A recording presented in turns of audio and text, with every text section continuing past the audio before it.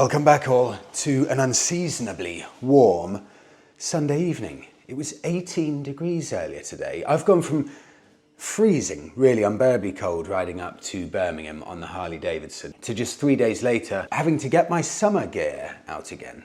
The reason I'm filming on Sunday evening is because tomorrow morning we are, Monica and I, heading over to a cabin in the wood in Essex, this beautiful wooden cabin where we've stayed a couple of times before, and we'll spend 5 days there. So what I'm going to do, ride the Bonneville over there tomorrow morning, and then once I've dropped the Bonneville off, go and get the Harley Davidson as well. Monica will ride or drive the Wrangler over, so we'll have all three vehicles here to enjoy in the Essex countryside. Let's begin. Thank you as ever everyone for getting in touch. Best place to do so, comment section below. And if you have a longer story, maybe with some pictures, you can email hi@tuesdayatdobbs.com. Let's start all the way over in Idaho, USA this week from Rex. Freddie, I was wondering if you've ever heard of, and apologies, I've forgotten this, Janus or Janus. I'll say Janus and someone correct me. Janus Motorcycles. It's a small company manufacturer in Goshen, Indiana, USA. They started around 2011 with 50cc bikes, and they've made several 250cc models, but in recent years, they've released a 450. They're retro classics of the 1930s and 1940s styling with modern components. Everything's made in the USA except the engine. The 450 is a Honda CR400 modified and designed by SWM in Italy and manufactured to their specs in China. Very interesting. And their shocks are made in Australia. Many parts are handmade in their shop. This is fascinating. Many of these parts are handmade in their shop by Amish craftsmen down the road. I think they shipped at least one to the US or one to the UK. I ordered a 450 to be delivered in December, so imminently. See the complete, oh, this is the pic. Take a look at these. So see the complete pic below of my bike with a couple of shots of it being built in their shop. They are expensive, but they're handmade to order in the USA. I think it's amazing that such a company can exist in today's market. Rex, I'm breathless. I'm serious, I'm not over-exaggerating. This is one of the prettiest bikes I have ever seen.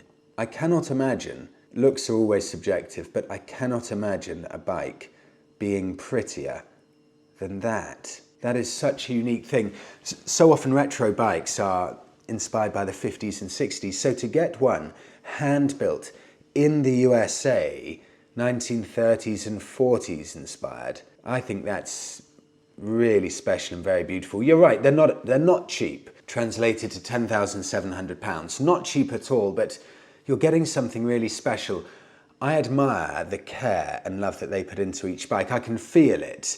For example, have a listen to this on the website. This just gives you a taste of how much work they put into this. They go explaining each little element. Fender forming. After outsourcing our fenders for years to a local company, we decided to bring the process in-house. Not only was it faster, but we were able to keep a close eye on quality control, and the results speak for themselves. Machining. Some of the most intricate components of our motorcycles are made just down the road by a local machinist. I could go on, but even pinstriping. Once we receive the parts back from the powder coater, Kelly hand pinstripes and applies all of the graphics to the motorcycle. You know, when you can feel the level of passion that goes into something like there clearly is at Janus, it doesn't take away the fact it's expensive, but it makes it more understandable when there's so much love that goes into every bike. Rex, send me pics and let me know your experience owning one of these. I love the look of them. On now, International IAM. I always forget what this stands for. Institute of Advanced Motorists. I always forget that, apologies. The IAM course, last week I discussed how I can't see how it saves you even 1 penny from motorcycle premiums, although it is sometimes advertised the fact, do an advanced rider course and you're going to save on your insurance premiums. I didn't manage to get a 1 penny saving last week when I did a few tests, and a few of you have come back with your feedback. I'll start with Stuart. Freddie, one chap I know couldn't wait to tell his insurer that he'd passed his advanced test. They were very happy to hear this and charged him £40 to make the changes to his policy. Vivian says, Freddie, advanced rider / insurance.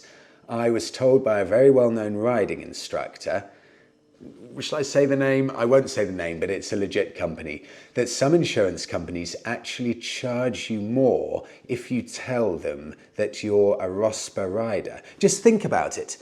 Guys who are so overly committed to taking a wide line that's often taught in these advanced rider courses, for example, over to a right-hander, will probably be the same person to come off due to gravel than a less confident rider who will take the corner far slower and more concerned about the hazards in the road versus making the fastest and most progressive corner. This particular instructor that I spoke to has all of the advanced certificates and he tells his insurance company nothing about them.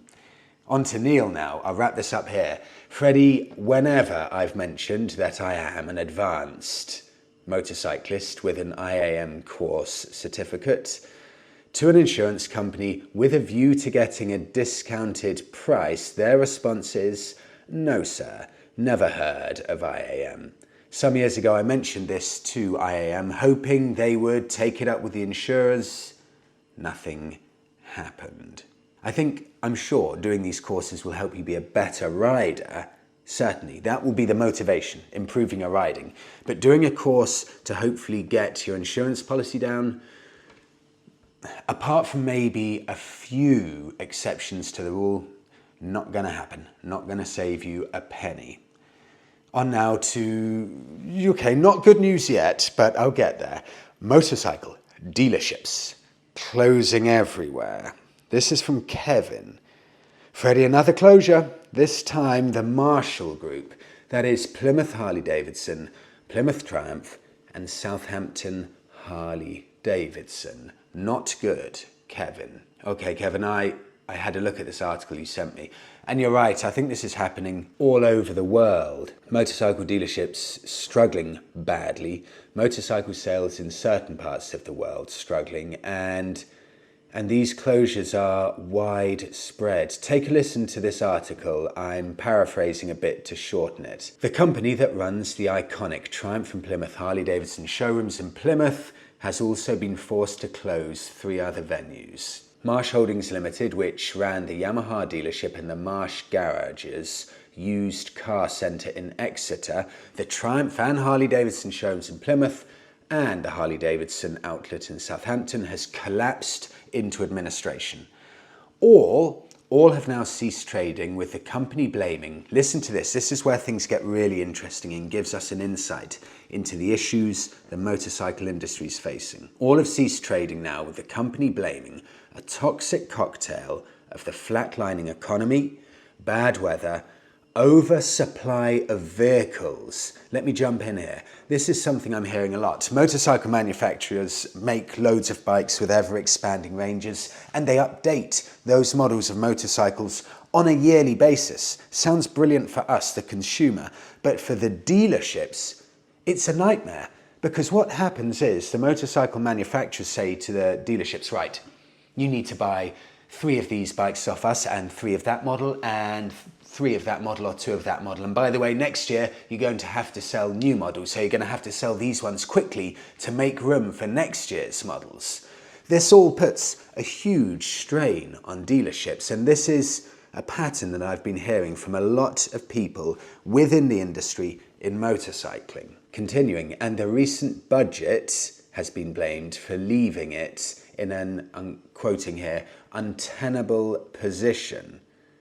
Carrying on, after a difficult period of uncertainty in the economy, continued poor weather, forced oversupply, there it is again, forced oversupply of bikes that dealerships don't want because they can't shift them, but they're forced to take them. So forced oversupply and stocking from our manufacturer partners. And finally, the devastating impact to businesses of the recent budget announcements. For anyone that doesn't know, we in the UK, we have a new government, and a lot of businesses are seeing some of the things that they've put forward in the budget and passed through the budget as quite business unfriendly, or just putting extra strain on businesses. For example, raising some national insurance and other things like that. Continuing, have left us, like so many others, in an untenable position. This shows how difficult it is for companies. The group employed 62 people in 2013, with a wage bill including pension costs of 2.2 million. Directors Michael Wall and Richard Marsh, who had a controlling shareholding, received a combined £145,000 in remuneration and pension contributions. See, it's not that much for directors, really. They were being quite fair with that. Accounts for 2023 showed the Marsh Holdings Limited reported a profit, get ready for this, a profit of £15,000 of sales, from sales of over 30 million. Imagine that, you make £30 million worth of sales in 1 year, and the profit is just £15,000. That is eye-wateringly microscopic margins they're going to be working at then. The funny thing is, Motorcycle Live, when I went last week, it was packed, and it's a 2-week event. So busy. I mean, that was a really good thing to see. But somewhere there's a disconnect between the interest and the joy in motorcycling, and there clearly is a lot still because Motorcycle Live was packed, and dealerships. Something is disconnected there. Moving on. Okay, I promise this will be, I think I said it last week, this will be the last little mention where I focus a lot on classic old BMWs, but I have formed a very strange love affair with 70s, 80s and early 90s classic BMWs. I think they look amazing, and it's not just how good they look. They've got unparalleled toughness, unlimited parts supply, and you all love them. I could do 2 episodes worth of your love stories of these classic old BMWs. 100,000 miles, 150,000 miles, ride to Africa, ride to Asia, have it 50 years and it's never missed a beat and it's never been rebuilt. I could go on and on boring you, but I'll wrap it with this from John. Freddie, if you want to know what a BMW R60 is capable of, I suggest you read Lone Rider by Elspeth Beard. A lot of people have recommended this. This is meant to be a really good book, and I keep meaning to buy it, and I keep getting waylaid with a list of books that I've got to read before that. But it's meant to be very good, which is her account of riding around the world on her BMW R60. Elspeth still has the bike. She's still got that very bike. She rode it at the Distinguished Gentleman's Ride in Guildford in 2023. This year she rode her R80 GS Basic in the same event. John, I had no idea she was still riding, and she does the Guildford one. Now that's some motivation to go and do the Guildford one. So Elspeth Beard, let me just read this out. One of the first English women to ride a motorcycle around the world. I'll read a bit from her website here. First of all, take a look at this pic on her website with her BMW. That's such a cool pic. And those BMWs, it makes me love them even more. Look at how timeless that bike looks. It's one of the most timelessly beautiful, rugged, elegant bikes. Full stop out of any bike I've ever seen. It's perfect. And with those gigantic panniers and Elspeth looking ridiculously cool on it. I'll read this out, just this bit here. Elspeth Beard, one of the early globetrotters. I've been described as one of a select band of women, of bold women, to ride a motorcycle around the world. I left in October 1982, in the days before sat-nav, internet, email and mobile phones. The bike I chose for the trip was a second-hand 1974 BMW R60/6. That's what I shared last week, I think. which I paid £900 for in 1979. This was a substantial sum of money at the time, especially for a machine that already had 30,000 miles on the clock. So Elspeth left in 1982 for her round-the-world ride and returned in 1984. She then put all of her journals, tapes and photos in a cardboard box in the back of a cupboard where they remained for over 30 years. But then in 2008, a freelance journalist, Paul Blizzard, was commissioned by Andy Jukes to write a short article about my round-the-world trip for BMW International, which was sent out as an international press release. I was then picked up by Motorcyclist Online, and over the next 7 years, my story gradually spread, and that's where the book came from. But that story was left dormant for over 30 years. That is a fantastic, fantastic story. I think Elspeth went on to be an architect in her professional career after that. On now to India. Motorcycle dreaming. Freddie, I'm a 22-year-old from India, pictures attached. And I've been working on ships, those big container carrying ships, for the past 2 years.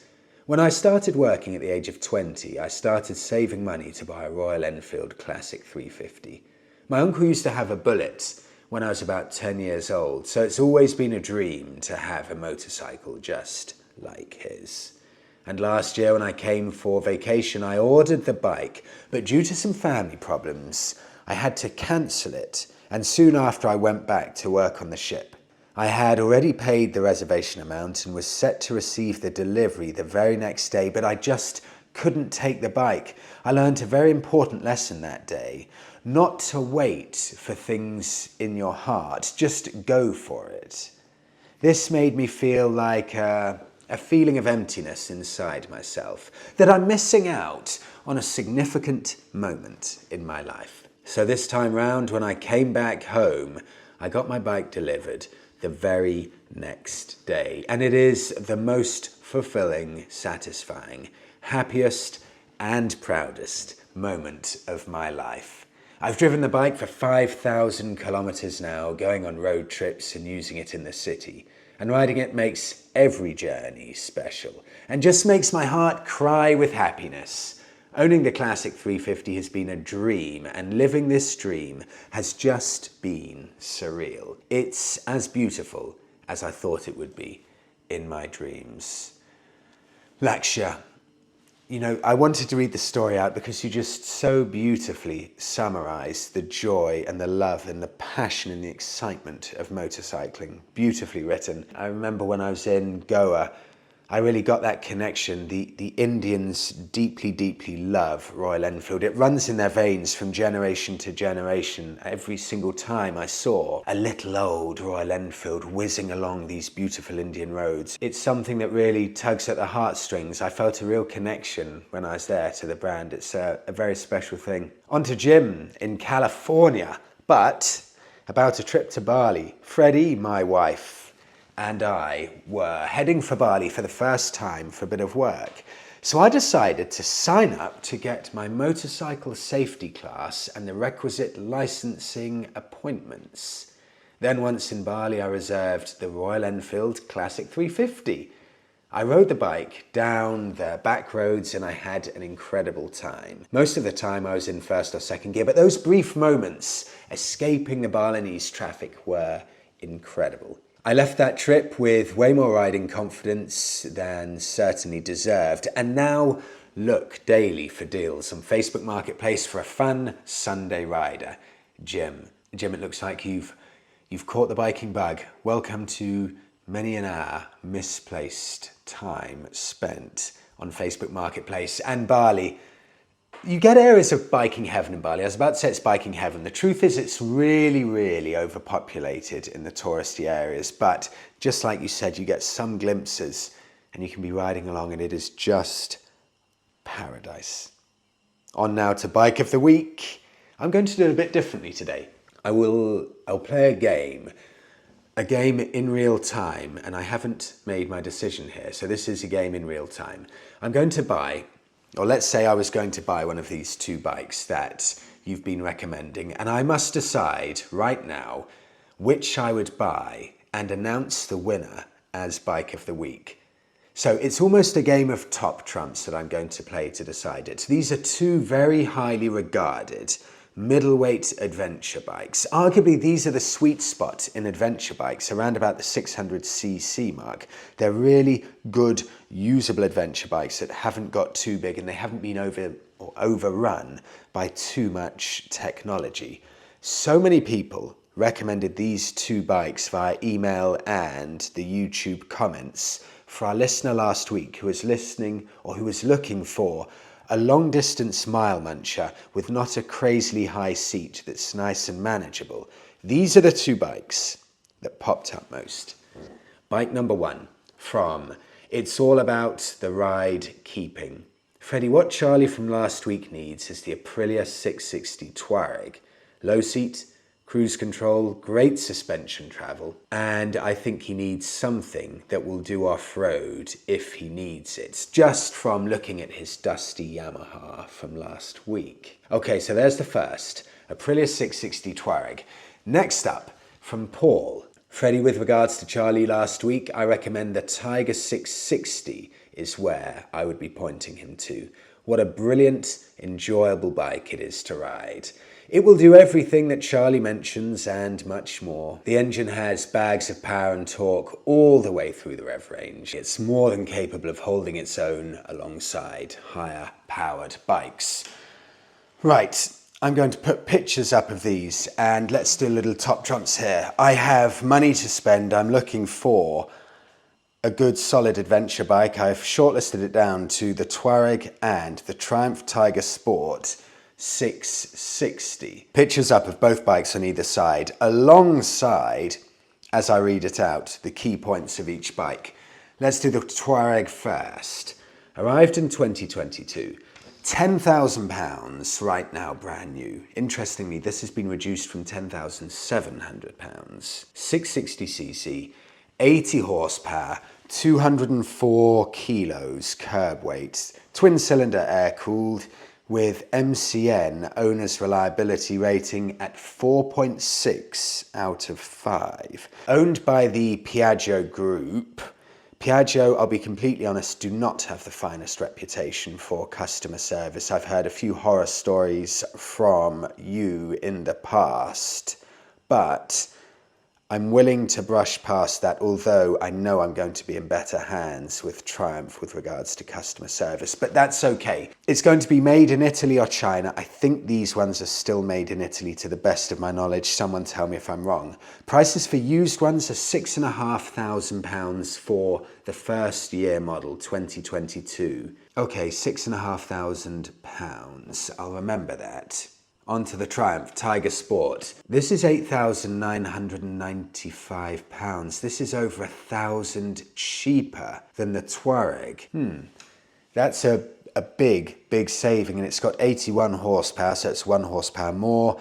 660cc again, 207 kilos. I mean, this is ridiculous how similar they are.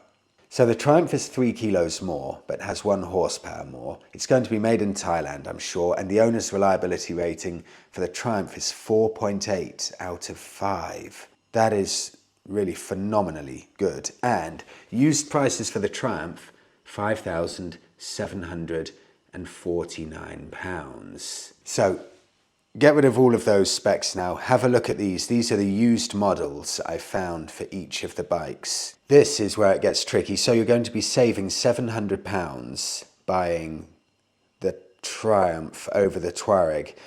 Do I like the Tuareg £700 more than I like the Triumph?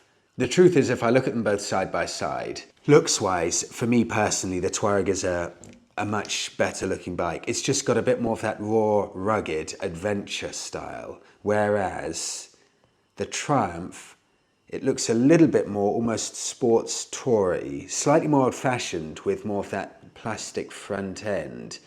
See, the Tuareg looks more assertive.